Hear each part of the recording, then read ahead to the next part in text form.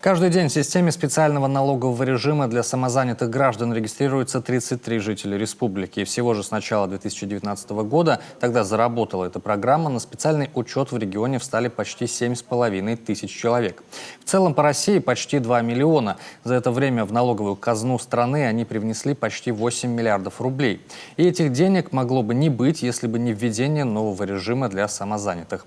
Большой процент фрилансеров, таксистов, интернет-консультантов, работников сферы предоставления услуг красоты до нововведения трудились в тени, не отчисляя налогов. И причины тому могли быть самые разные, зачастую бюрократические. Нежелание посещать разные ведомства, оформлять ИП, кассу и многое другое.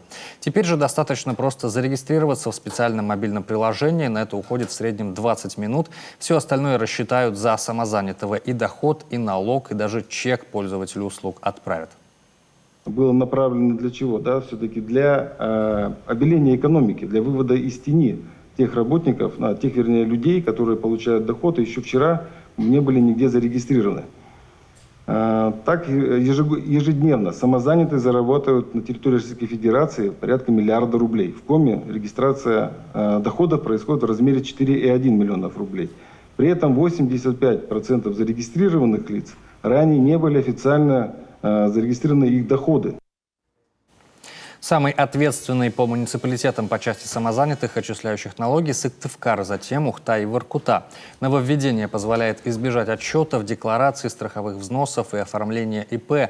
Налоговая ставка на доход для физического лица 4%, для юридического 6%. Воспользоваться системой могут все самозанятые граждане, чей годовой доход не превышает 2 миллионов 400 тысяч рублей.